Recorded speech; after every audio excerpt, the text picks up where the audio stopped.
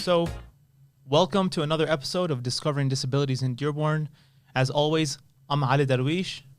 My name is Rashad Al-Ghul. And today we're going to have a special conversation with Jamila and Hassan about Down syndrome. So, before we get started, can you tell us a little bit about yourself and what you do?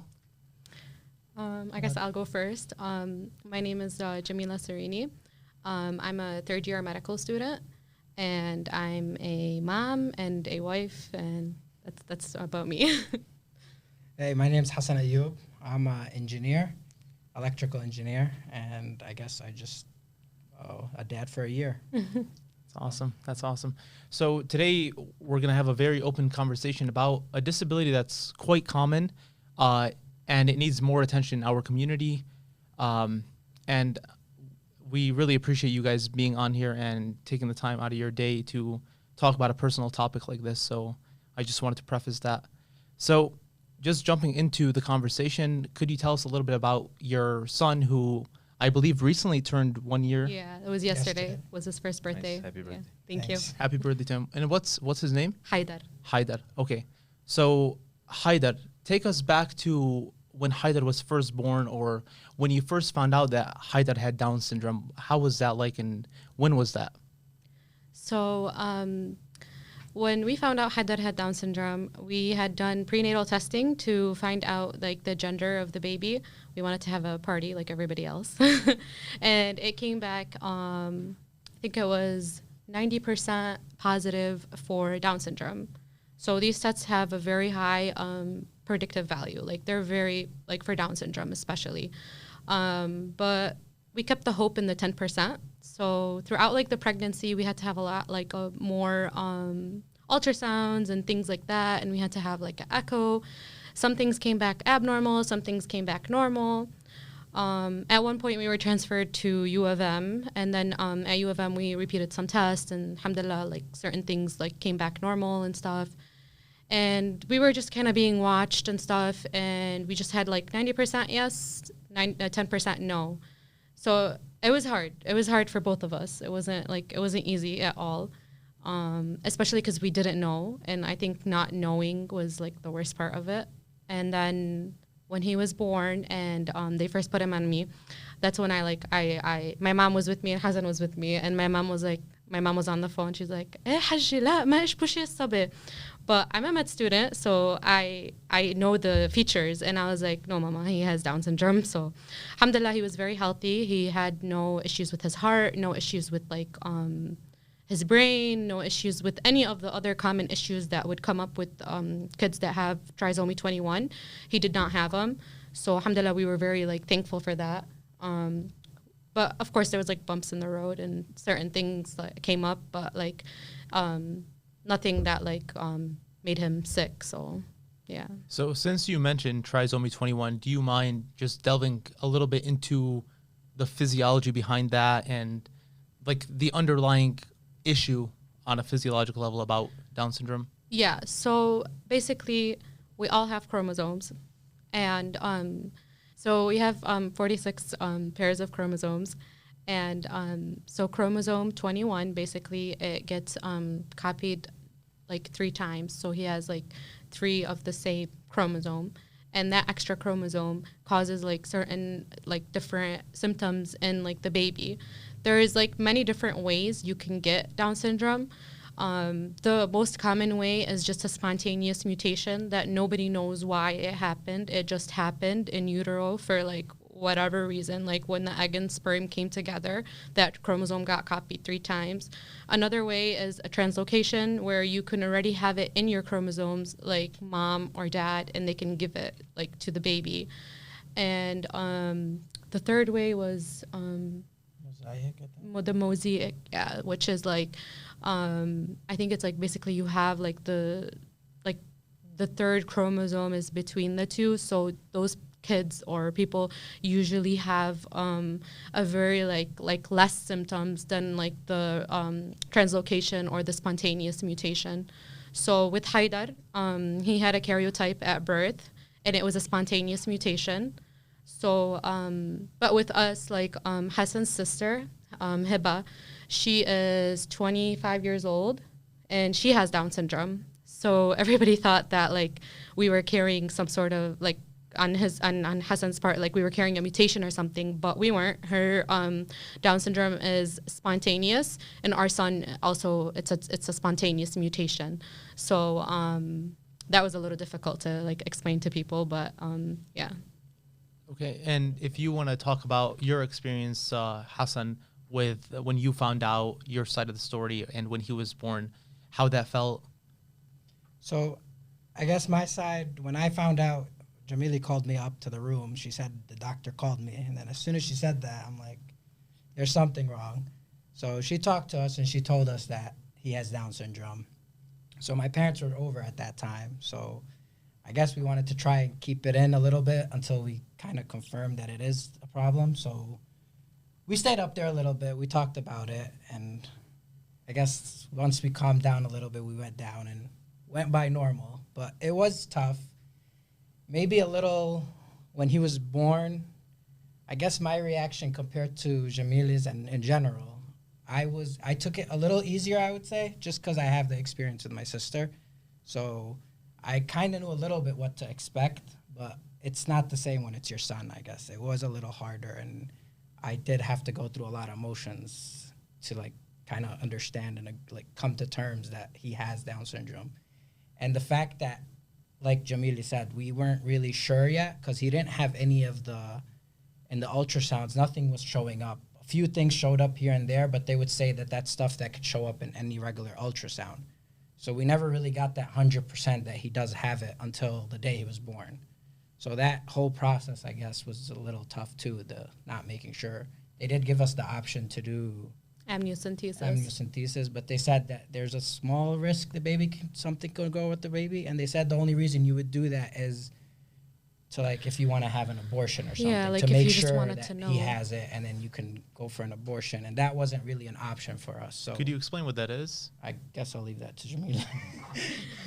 So they basically like get like a needle and they just take some like fluid from the placenta, and then like from the placenta you could know like the chromosomes of it's like the genetic makeup of the placenta, which usually matches up with the baby. So there's like a very, very, very small chance that the placenta and the baby don't match. So usually this is a test that people would do to confirm any like genetic disability, like Down syndrome, trisomy 18. There's a bunch of different like genetic disorders that can be confirmed with this test. Yeah. So it's kind of like a biopsy in a way, similar. Not really, but like. Yeah, because it's not the same. Like, yeah. It's the placenta. That yeah, they're using. yeah. It's Okay. like fluid. It's like Yeah. the baby's fluid. Yeah, yeah. The more you know. I'm like trying to explain it in like a simplistic. Of course. Yeah. Of course. Yeah. No, but I think we had a pretty deep discussion of like the physiological underpinning of Yeah. Down syndrome, and we appreciate your Yeah. medical knowledge. Yeah. Thank you. Go ahead. No, I was going to say, but they said the care wouldn't change for the baby Yeah, if we so- found out. The only thing they really get out of that is if the parents decide to go the abortion route. So we yeah, decided or not to or do if that. or if the parents just really want to Yeah. know, but like we didn't want to do anything that could put him at any harm. So with everything comes risks. They're very small risks, but everything has risks. So we didn't want to deal with any of those risks. So we chose not to do it. Okay, yeah. So I'm hearing a lot of knowledge, right? And it seems like you guys know a lot. Can we talk about kind of like the knowledge shift? I know you said you have a sister with Down syndrome. Can we talk about like the knowledge shift of what or how you guys viewed Down syndrome, or how much you knew about it before, you know, having Haidar, and now 1 year after having Haidar? Yeah, no, there's a big difference. Like, well, between me and my sister, we're only, I think, 4 years apart or 5 years apart. So I was very young during the early stages, but like you could see a big difference between like how my parents went by it and how we went by it, especially with the amount of resources we have now, like online and just pages on social media, just finding stuff out. Like old times, they didn't really have those options. So it was a lot harder for my parents to like find stuff to do. And like, so my sister was really, and she was raised for a good portion of her life in Lebanon too. So that was a little different because it's even harder there to get resources. But yeah, I mean, there's a big gap with knowledge. She also had to have heart surgery. That's true. So like there were different things in her care that were different. Like we were very blessed that like Haidar did not have a lot of like, I don't want to say features, but like things that would be associated with like Down syndrome. Like the most common thing is AVSD, which is a hole in the heart. And that's like one of like the biggest things, like almost like I don't know the statistic, but a lot of kids with Down syndrome are born with that. So our son didn't have that. Like he has a small hole, and cardiology said, oh, we don't have to see him till 2 years. And that was like that was the biggest blessing, yeah, for us. So he never had to have any like surgeries. Well, I mean, he just had surgery for like getting like ear tubes, and he had a closed tear duct and things like that, like very small things that any other child could have had. So we were blessed that he was healthy. Yeah, and then with the knowledge too, that the fact that Jamila too knows a lot about the stuff through her, her education. She was able to like get the doctors to do stuff they didn't want to do. Like we had a lot of pushback. Yeah, well, I wouldn't really say that's like from my education. That was just like nights and nights on Google. Be careful from Google, because like Google can like really like, like make things seem a lot worse than they are. And throughout my whole pregnancy, like, I mean, like, okay, through medical books, like, I'm sure anyone who is like undergoing medical training right now can know, like, okay, trisomy 21, AVSD, and then like a few like facial features, and like, oh, that's the test question, and that's it, like we don't have to know, like, so. But when I like found out there's a chance, I was reading like articles and finding bloggers and finding moms that have like kids with this type of disability, and like, what do I need to do, and how can I make them like I don't want him to be the best, but be the best that he can be, like, what do I need to do to help him? So all that came from just like my own like research and just just asking people to, and things like that. So I think that goes back to the knowledge shift that Rashad was talking about. I think whenever anything happens to us, if we get a sunburn or anything, I talk about that because I probably have a sunburn right now. But whenever we have a sunburn or any problem that we face, we go through many different articles, we read different things, let alone if you have a child with a given condition or a disability. So I think that touches on the knowledge part and the gain of knowledge through experiencing that firsthand. And on the topic of resources, you mentioned how you guys search up a lot of resources. Do any resources come to your mind immediately when you think about Down syndrome? Anything you can think about in our community, either in our Dearborn community or any Dearborn or any pages, any social media pages or anything of that sort? So I'm going to be very honest. Nothing that really comes from the Dearborn community. There are things available in the Dearborn community, but it's very minimal. Also, it's not for people like who have babies. It's not like for people who are newly diagnosed. So so that was kind of tough to find resources within the community. Specific names, I don't really have specific names because I'm telling you, like, I can't even remember because it was just like so much. Yeah, anything I could get my hands on, I had to, like, I read and I like, so I don't have any specific things. And actually that's like one thing that I feel like we need in this community. Even like, I feel like I'm diverging a little bit, but like even when I was trying to ask people like, what's the best district for kids with disabilities? It wasn't Dearborn. Yeah. And it's sad, because we just have so much great, like we have a lot of great people. We have a lot of great things. We have a lot of great centers, but we just don't have like a lot of like things for people with disabilities or families with kids with disabilities. So, yeah. I think that's the thing that we're trying to touch on with our organization as a whole. This podcast is just part of the bigger picture of DREAM, the Disabilities Research, Education, and Advocacy Movement. As the name implies, we're trying to do research, we're trying to educate and empower the community. And I think having a podcast like this where it's a full hour or so dedicated to talking about Down syndrome could come a long way for either a parent expecting to have a child with Down syndrome or anyone wanting to learn about the topic. For sure, yeah. So though we don't have many resources right now, I think what you guys are doing right now is amazing.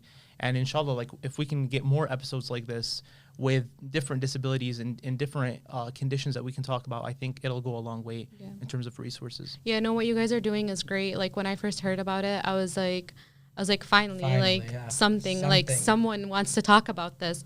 And not to like be making excuses or anything, but like I want to be like a part of change, you know, and I want to do something, especially because like this is something that is important in my family, but I don't have like the time to devote it to it yet, but it is one thing that like I do want to do in the future.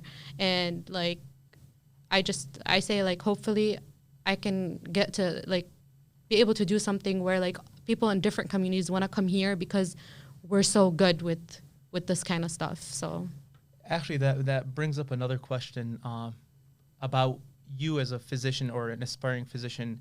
How do you feel like having a child with Down syndrome and you know, having a husband with your sister-in-law having Down syndrome as well informs your future practice as a physician, if at all?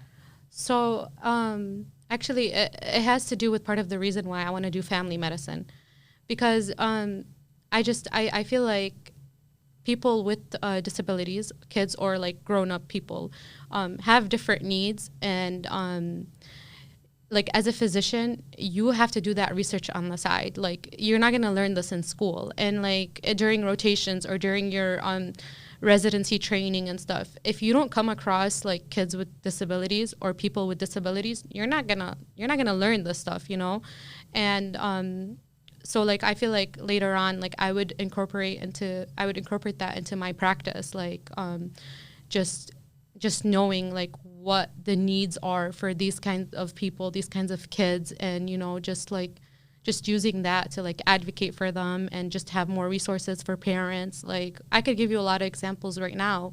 So like with Haidar, he has hypotonia, so low muscle tone, and that comes with having Down syndrome. His isn't that severe. But I went to his pediatrician and I was like, I want to start physical therapy. How old was he? 3 months, I think. 3 months. And And she was like, no, it's too early. Like, we don't do that now. Like, we have to wait. And I was like, no, we're going to do it now. And she was like, she saw how persistent I was. She was like, okay, fine, I'll give you the referral. And she did. And I got an appointment with a physical therapist. I took him to physical therapy. And then she was like, I'm glad you brought him now, because I see so many things that I could do with him that, like, now is the time to do. And if you would have waited, we won't see the same result. And when we went in, I was like, when do they typically sit up? And she was like, 18 months. And I was like, well, my goal is for him to sit up at his first birthday. And he did. Like, so, like, I just feel like there's so much we can do, and there's so much that we can change in the narrative of, like, people with disabilities. We just, like, need to advocate. And that's just, like, part of what we're doing as parents. Like, even, like, speech therapy. They didn't want to give that to me. They didn't want to give, like, I think there's physical, occupational, speech therapy are the 3 therapies that he's in. But none of them, they would just say yes as soon as we said we wanted. Or they didn't even bring it up themselves. Yeah, like, if I didn't know, Jamila had to tell them, Yeah. like, how about speech? How about occupational? So then they would say, okay, we'll send in a referral. Even, like, audiology. Like, at 6 months, every kid with Down syndrome needs to have a hearing test. She didn't bring that up at her 6-month visit. I gave her her chance, but she didn't. And I was like, don't we need a hearing test? She's like, oh yeah, we can get one. I was like, no, we need to get one, you know? Like, this is things that these kids need, because for them to, like, thrive in the future, they need this stuff. So I feel like also, like, seeing a lot of, like, these bloggers in different communities, like within, like, Michigan, obviously, in different, like, richer communities, and they have these, like, physical therapists and occupational therapists that come to their house and do all these things with their kids. And I know everybody's narrative is different, but I was just like, why do our kids not get this care? Like, why can't we change that? Like, why can't we demand that they get this stuff? So, I think that's very beautiful what you guys are doing, and like how you're setting a new precedent for future parents who may be experiencing the same barriers or may not know that their kid could receive certain forms of therapy at a certain age. And now that that physician knows that, you know, your kid could go to physical therapy at that age, they might be less reluctant to refer Exactly. a few other individuals with Down syndrome or any other problem for physical therapy and the like. Just real quickly, I want to shout out a couple organizations that came to mind. I think Blue Hands United is one other organization in our community that's doing a lot of amazing work. We've shouted them out before, but they deserve additional recognition. Another organization a bit far away, but also in Lebanon since it came up, is the NUID, the National Union for Intellectual Disabilities. It's an NGO in Lebanon, and they support individuals with intellectual disabilities.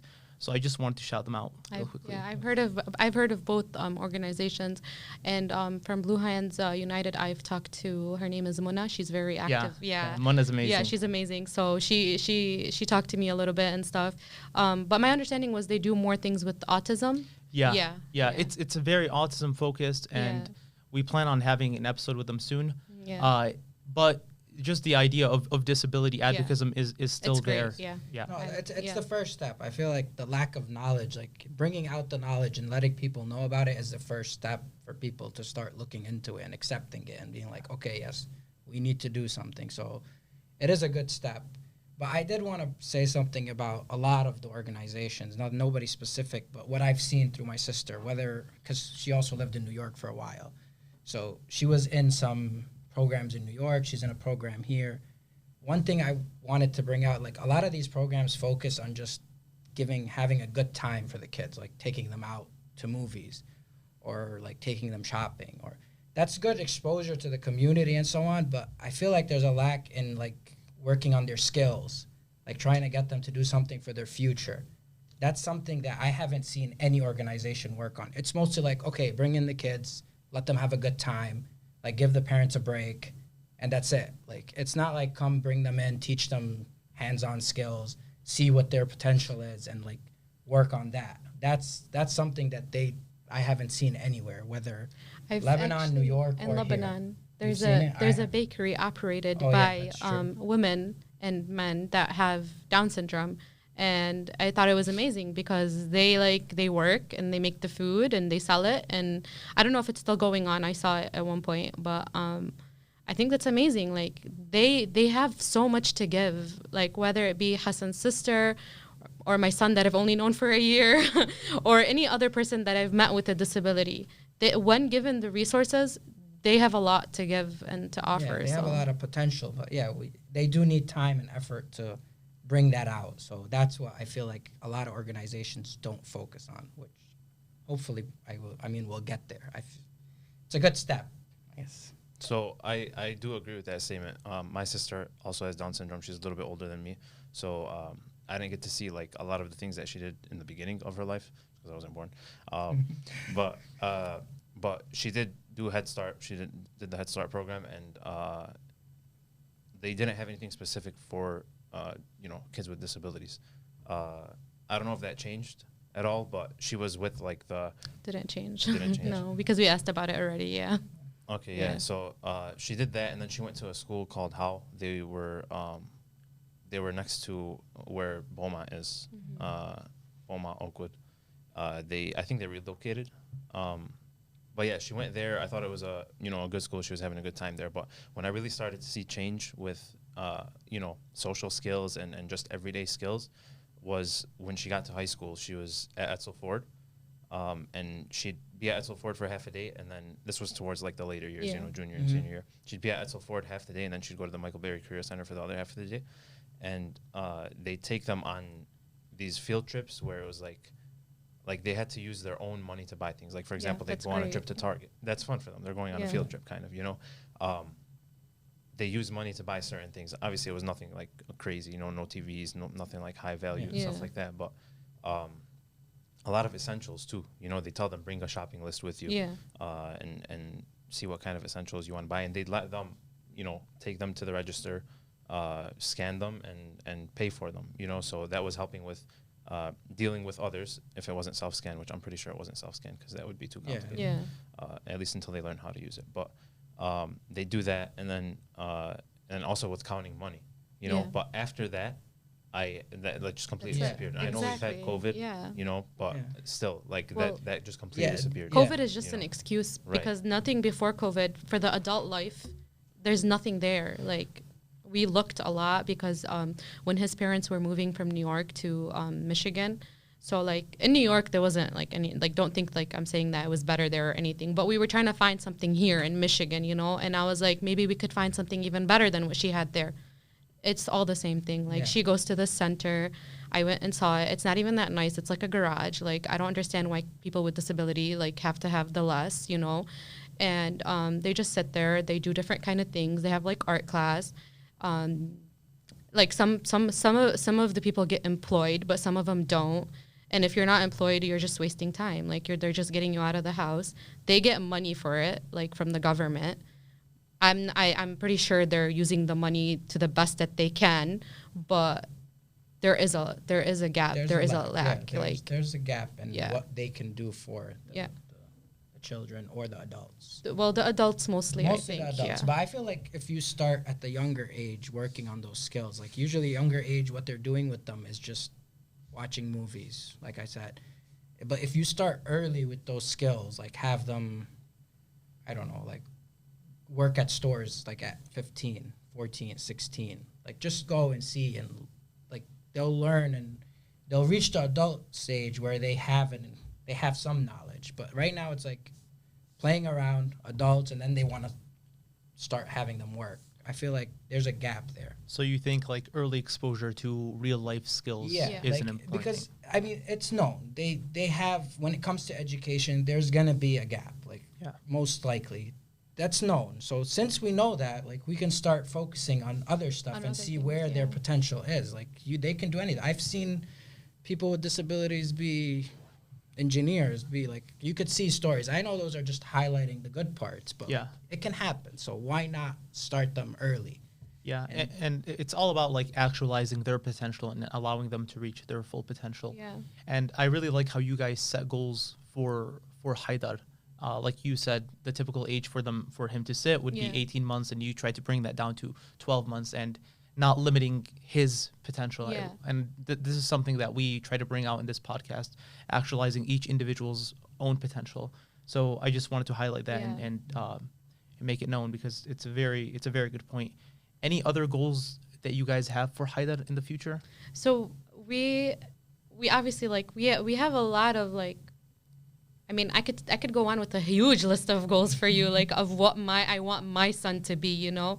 But at the end of the day, we just want him to be the best that he can be with what everything Allah gave him. We want him to be able to use that to be the most self-sufficient he can, and we're just there to back him up, you know. We're just there to just fill in those parts that he can't do on his own. I can't sit here and tell you like, oh, my goal is for him to be a doctor, you know, because that's not a real goal. Would I want that? I would love that, you know, but so Yeah, I mean, I don't and know if that if makes he sense, has the but yeah. potential to get there, sure, we'll yeah, support we're it. gonna support him, of But, course. like she said, there's no goal like to be something specific or do something specific, but we're gonna push him throughout to do whatever we can see him doing. Exactly. So and I mean, I can tell every parent out there that has a kid or is expecting a kid with disability, start as early as you can. Like, don't let anything, like, don't say, no, it's too early to do this, it's too early to do Or that. don't even think that because of his disability, he's not going to do this and he's not going to do that. Yeah. What Haidar has shown us, he's just like any other regular kid. He's Yeah. just doing things on his own time. Like, I remember I got stressed out. I saw his baby cousin clapping and he wasn't clapping yet. And I was like, oh my God, what am I going to do? How am I going to make him clap, you know?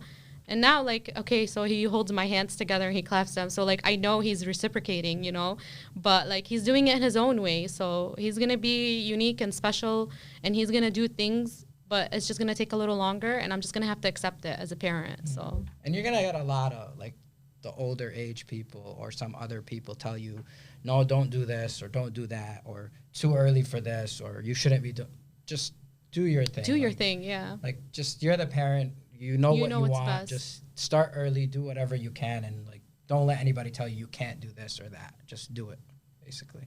So I'm gonna tell you guys right now, you have a great mindset. It's still the beginning, but you guys are, going strong. Like you're being very proactive about everything that Haidar is going to do now and setting him up for the future as well. And that's one of the most important things. I'm sure, Hassan, you have experience with this already, but a lot of times the parents will be a little bit afraid. Like they don't want to push them a little bit out of their comfort zone, kids with disabilities. And of course, there's a difference between, doing things safely and making sure that, health and safety is the number one thing versus like, no, I'm going to do everything for this person. But I think that's very important to push them a little bit out of their comfort zone and do things that will help them grow and also make them happier. Because I'll give you one example with my sister.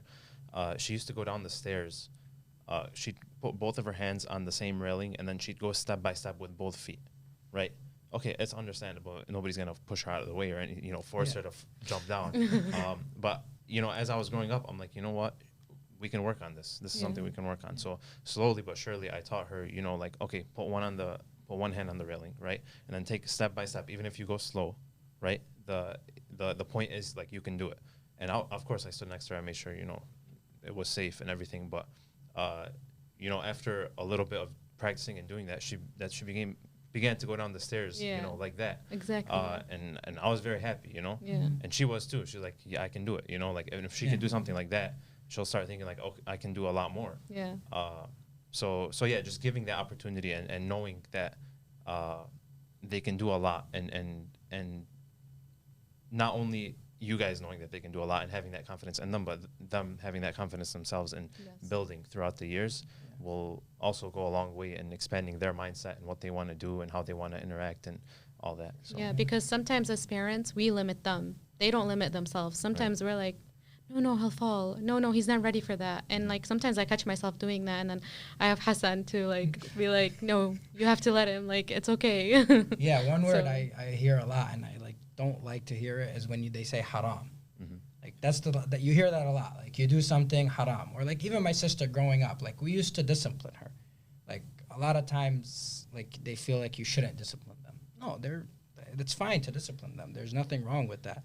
But you would get a lot of haram. Let her do that. Let her, like, that's not the way to go. Like, they need to be disciplined. Like, it's fine. It's okay. It's nothing wrong with that. They're just kids growing up. Right. So you also don't. Yeah, the communities, they use that a lot, that word haram, which I don't like. Yeah, haram. I also hear, I recently learned, I've been interacting with more Iraqis, and they say khatiya. Yeah, khatiya, So, just different versions of limiting any kid's potential. Yeah. And like you said, the more you limit them, the less they'll be capable of doing things and reaching their full potential. Yeah. And they take advantage of that. Like they hear people because they're them smart, and defending them. They're very smart. I don't want to do this. Yeah. I don't have back. to. I have a disability. Like no, like they'll start you pushing can do back. this. Yeah. So. Yeah, one idea we try to emphasize a lot on this podcast and just in general is disability does not equal inability. Exactly. A lot of people conflate those two ideas. I think this is a good time to take a break, and then we'll start our second part. All right. Hey everyone, thank you for listening. We hope you're enjoying the podcast so far. If you or someone you know would be interested in being a guest on the podcast, or if you have any feedback, please feel free to reach out to us on Instagram at DreamDearborn, or on our website at dreamdearborn.org, or on our email at disabilitiesproject@umich.edu. Thank you. All right, so welcome back to Discovering Disabilities in Dearborn.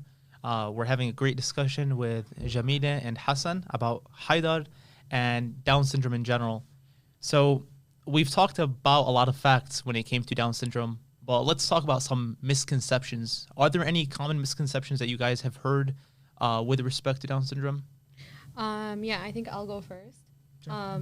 One misconception I've heard from like the older generation is Allah yashfi. So basically, may God erase his sickness. I guess that's how I would translate it. And Down syndrome is not a sickness. It's a genetic disorder. It'll never go away from him. He was born with Down syndrome and will have Down syndrome his whole life. So I just wanted to like shed some light on that. Like you can't wish someone out of Down syndrome. I don't know if you wanted to add on. Yeah, I mean, there's a lot of misconceptions, I guess, with disabilities, and like one with specifically with Down syndrome, you could say is that guess you could say they're always happy, or they don't have any emotions, or like they don't want something, or they'll take whatever they want, whatever you give them.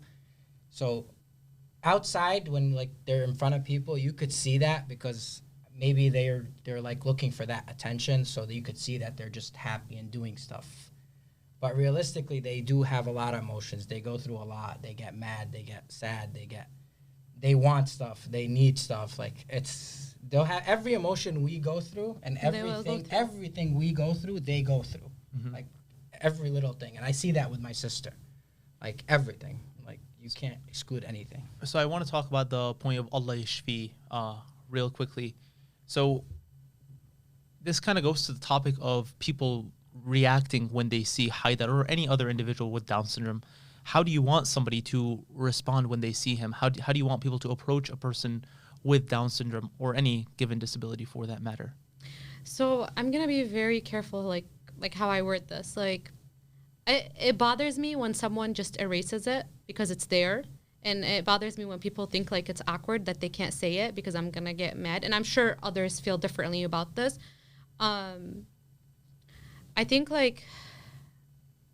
just approach them like how you would approach any other kid. And if you have questions, just ask. You know, twice in the grocery store, I was like asked by like people that I didn't even know, like, oh, does he have a disability? One time he was sitting in the grocery cart. It was the first time I ever put it in there, and he was slouching. He wasn't sitting right. So it caught someone's attention, and she came up to me and she was like, does he have a disability? And I was happy. I explained it. I was like, yeah, he has Down syndrome, and he has low muscle tone, and that's why he's sitting like that. And it was fine, you know. So so if you have questions, just ask. Even if the person or the kid with Down syndrome is able to like communicate, even ask them. Like, yeah. I'm pretty sure Hiba wouldn't mind explaining things about herself. So I actually think she would like it to somebody ask her, like, what do you have? She'll say it. And like, don't act like it's invisible. Yeah. Like don't act like it's something that's like aib or haram, like something that's not good. Like, you know, it's... I know it could be tricky, because some people would be like, oh, I don't want to hurt the parents' feelings by saying something. But like Jamila said, don't erase it and just try to like be awkward and like act as if there's nothing wrong. Because no, they have a disability, like it's there, but don't treat the baby differently. Like, don't the like kid, or like if I say he can't have candy, like don't say no, haram, he can have candy, like he's gonna cry, he wants candy. Yeah, so is any other kid gonna cry for candy, you know? Yeah. So right, yeah. Go ahead, Rashad. Thank you.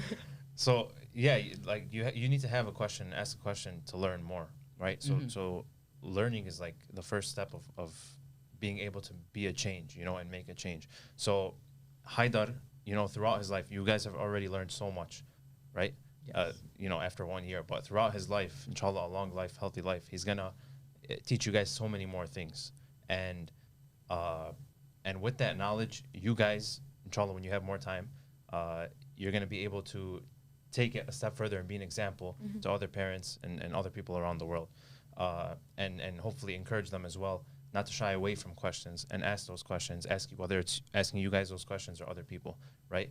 And also, when someone with a disability is that close to us, we can learn so much from them, and we do learn so much from them, right?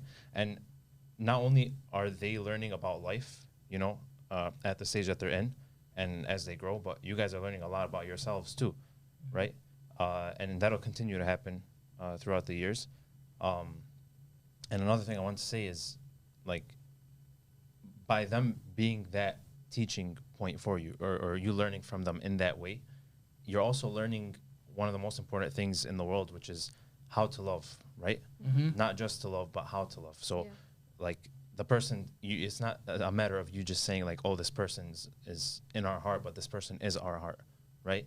So you grow as a person, and you can pass that along to so many people, including Haidar. And inshallah, in the future, maybe his siblings, if you guys are, you know, planning for more, but also family members, friends, all that. And that's how this thing, what we're doing right now, is going to be able to grow into so much more. I actually wanted to add to something that you said about, like, loving for the person and not, like, for the disability. Like, that's, like, so important, because, like, like even me, like as a mom, like I'm gonna share something very personal. Like I told Hassan, I was like, what if I love him more than his other future siblings because he has a disability? Like that wouldn't be fair, you know?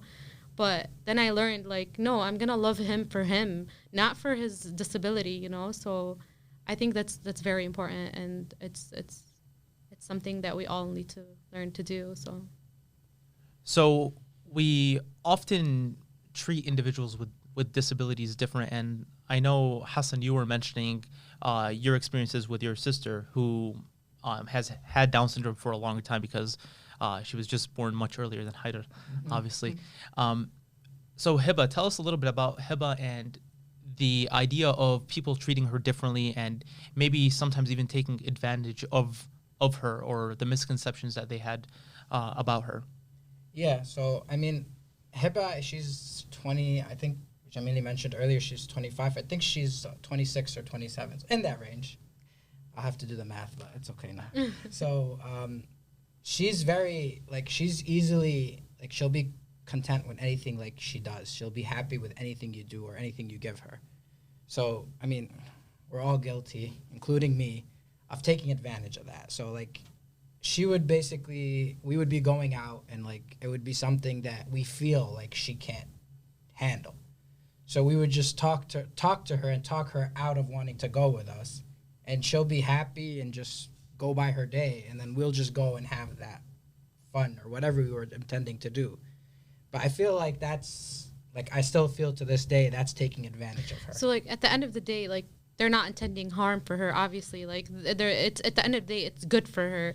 But I think what Hassan's trying to say is, like, with, like, another kid with disability, you wouldn't be able to do that. Like, you wouldn't be able to convince them out of, like, what they already wanted to do. So, yeah. And I feel like sometimes we're assuming that she can't do it. We are, yeah. Like, if it's a long walk, we're assuming she can't go for that. We know sometimes she can't, but, like, sometimes she gets the power and she does it.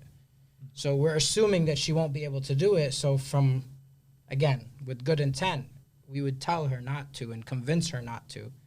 And she would be happy. She'll be happy and, like, nothing. She'll be fine. She'll be fine with it. But it's just, like, I feel like that's, in my opinion, that's taking advantage of her. Or, like, if it was somebody else without a disability, you won't be able to do that. No matter, even if you know they can't do it. If they want to go, you can probably not take them, but it wouldn't be convincing them.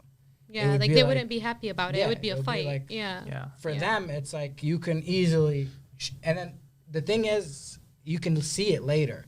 She'll bring it up later, like, you went without me. Like, it's true that you got her happy at that second, and she was content with it. She won't forget. But she won't. She doesn't forget it at all. Yeah, like their memory. Just that's like, one thing. Just like how we have good memory if someone hurts us or someone, they do too. You know. But I don't know. I feel like her memory for specific things that she wants to remember is extremely good. Like, she'll bring that up. If you don't take her or don't do something for her, she'll be happy the second you try to convince her, but she'll bring it up. She'll be like, you went without me, or why didn't you take me yet? Like, one thing you can tell them is, and I hate that that happens, but just to be honest, one thing you can say is, like, we'll take you later. She'll get convinced.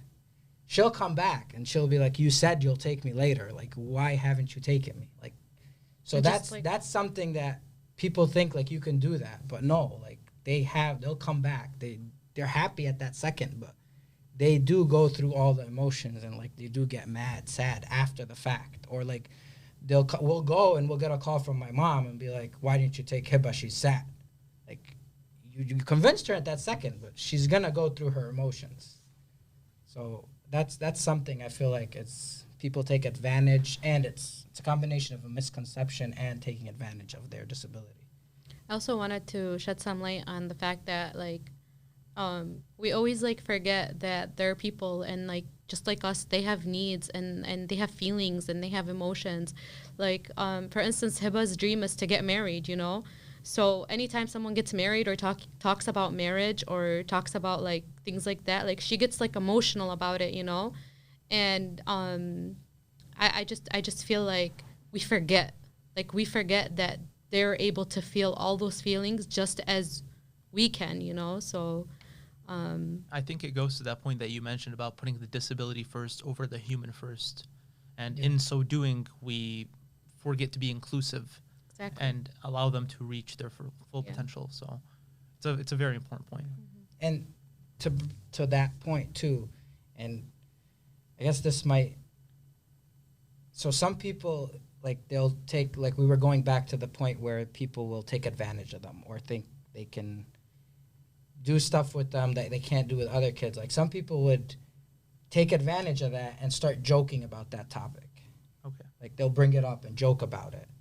But the person that they're joking with, like the person with the disability, They're getting hurt. They're getting like, hurt. They're feeling you're hurting. Like, they their might be feelings. laughing with you and, like, joking around, but, like, they're going to go back home, sit in their room, and they're going to be hurt about it. Like, they know that they're different. Like, with kids with Down syndrome, at least, or people with Down syndrome, like that specific, like she knows she's different. You know, I could see that in him, but obviously I cannot see that in Haidar yet because he doesn't know yet. But she knows she's different. You know, and like you ask her, why are you different? Allah khalaqni hek, like, you know. And so, like, that's also another thing that like I feel like we need to talk about. Like Allah didn't like make them have a disability to like burden us or to like in a way like oh, you did something in your life and now God is giving you this baby with a disability so you can become a better person. No.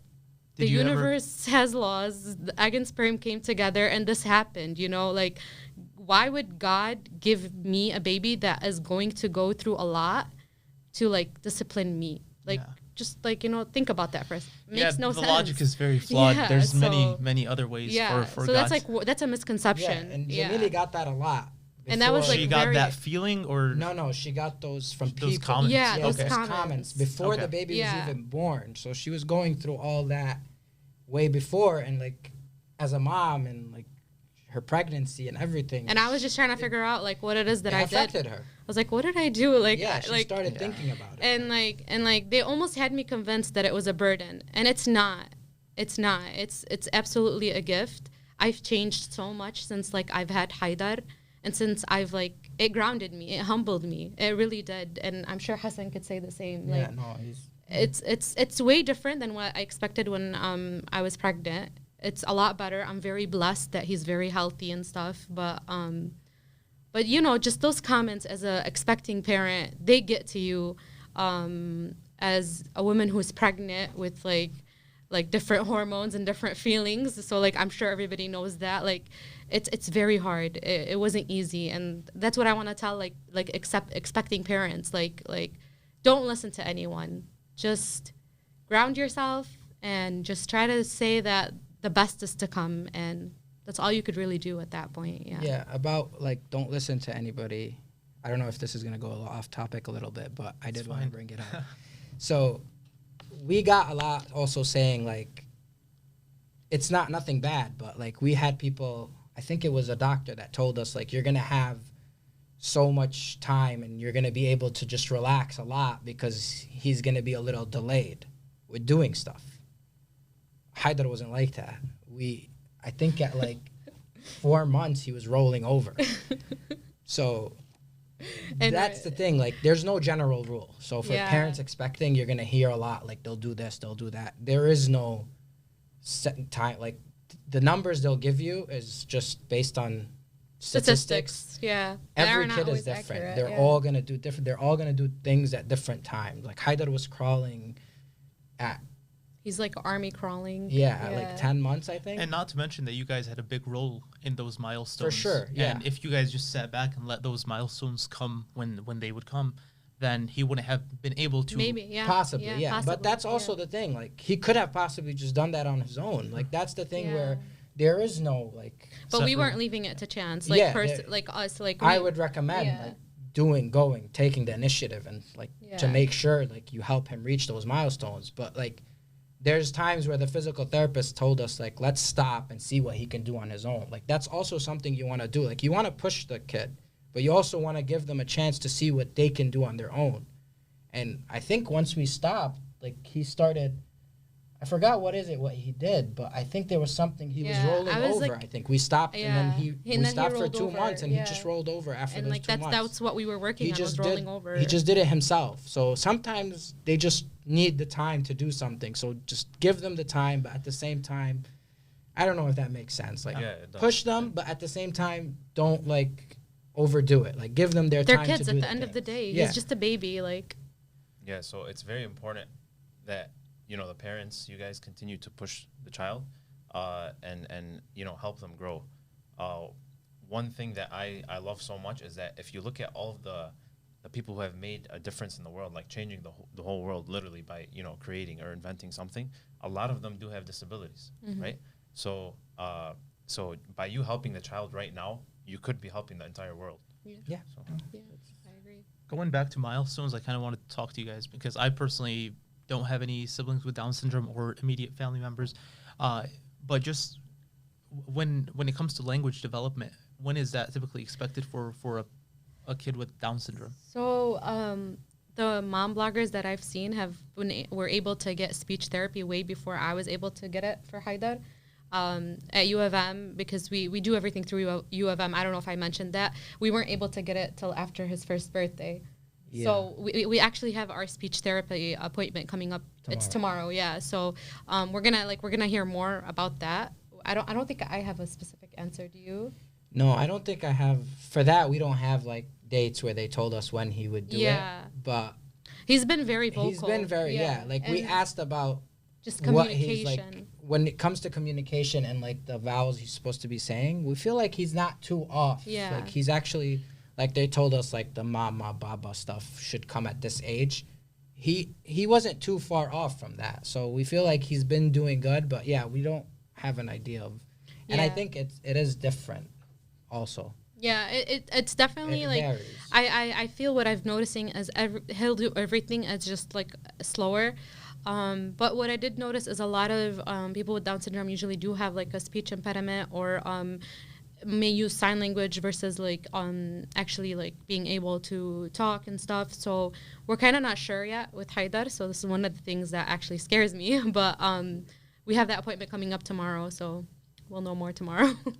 I think Jamila, one of her goals is to have him fluent in 2 languages. Yeah, I want him to be able to speak Arabic and English, like because fluently. my sister only speaks Arabic. Yeah, okay. So she can speak English, but like she's not as fluent. Yeah, and she won't she can't have a full conversation in English. Yeah, it has to be in Arabic, or somebody has to like kind of help her out.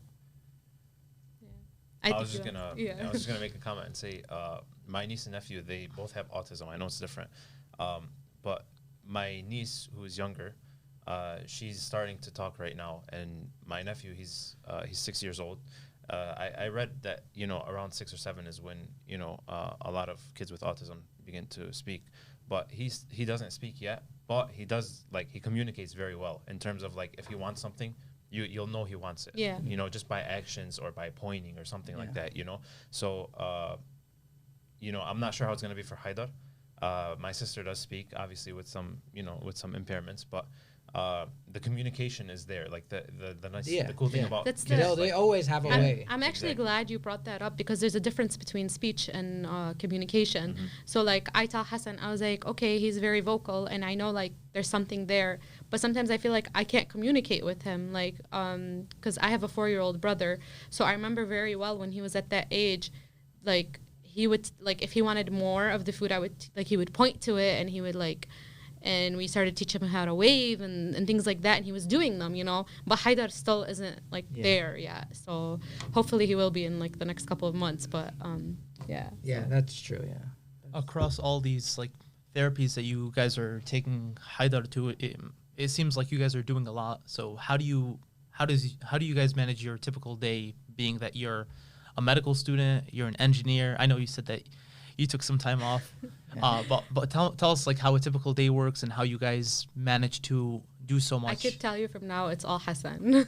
No, that's not true. But I guess to kick it off is one thing that helped me a lot is going back COVID. Like I know COVID hurt a lot of people, but for Haidar, COVID kind of helped because I'm working from home, so like I'm able to go to appointments a lot more. Like I'm able to take him. Like I'm able to step away instead of driving. Like I used to work downtown, so I could only imagine if I had an appointment, I would have to drive back home and then drive him to the appointment. But like the fact that I'm home makes it a lot easier for me to take him and go.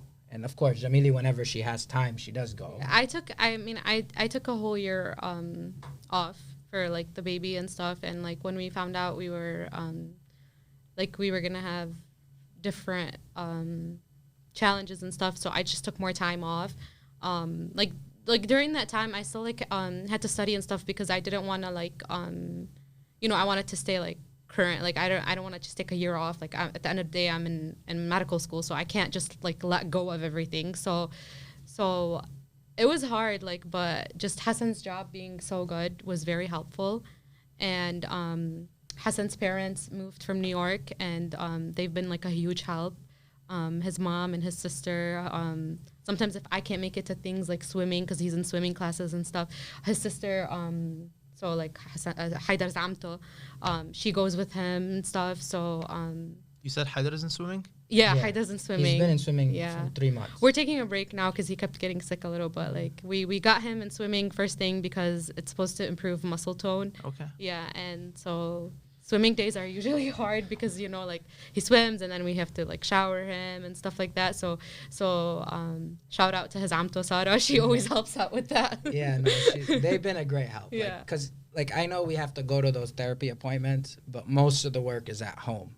Yeah, so And they've been doing most of the. Hassan's mom puts a My lot mom of, and sister, they've been doing most of the workload with that. So like somebody supporting is very good. It really- if both parents work, yeah. it helps the child. It really does take a village, especially like with a child with like a disability and both parents like being busy. Like for me, like the mom guilt always gets me. Like I always say like, oh, I'm not doing enough. Like I need to do more. But then I say like I'm doing this at the end of the day for him, and inshallah in the future I can give him way more of my time and just have something there for him. So Yeah, I try to block off my calendars when I know there's an appointment, and like thank God my work is pretty cool about it. I just have to tell them like I have to step away. They're totally fine with and it. we try to do appointment days like together. Like I try like to go with him to the appointments and stuff, and we get some ding tea and just have a good time. Because it's a drive to Ann Arbor. So. Yeah. It's tiring, and it's like sometimes we have back-to-back appointments. It's like it's not always fun, but Yeah, like because when we first started, we were doing physical therapy twice a week.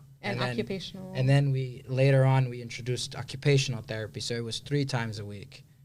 So we were going 3 times a week to Ann Arbor, so it was very like time consuming, but it's worth it. I actually just remembered something that I wanted to bring up for any moms that are expecting a child with Down syndrome. There is no research or help about like being able to breastfeed a baby with Down syndrome. It is possible. I wasn't able to do it. I didn't have like the right resources, and I know now, like I could have probably done it from before.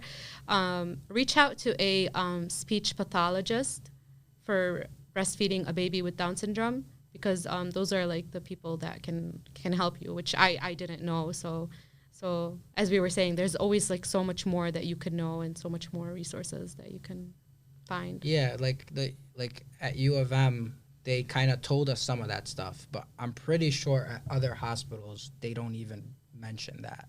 Yeah. So that's something important. Like sometimes the hospitals, if they're not well, they don't have that like a special group for that kind of stuff. They won't know what to tell you or what like those initial resources, they won't give you them. Like for us, we even had like someone come in and check that like he was sitting in his car seat right, because the low muscle tone and like just having like the stability for the neck and stuff, and like we would have never known to do that, so It's the little things that you don't really think about. That comes with extensive research. So it's really good that Ann Arbor has those resources, and I think Dearborn is improving in that regard, and hopefully as we grow we can offer more resources. But I just wanted to say that Dream, our organization, could have easily been an organization solely for Down syndrome or solely for autism or any of these various disabilities, because it's so broad. But what we're trying to do is learn from you guys and get other experts to talk about these different topics. I think like the best comment I've gotten through this journey was from someone very like dear to my heart. He told me, he was like think of this as a chance for you to create something for people with this disability, and inshallah that's like my intent for the future. So it's all about perspective.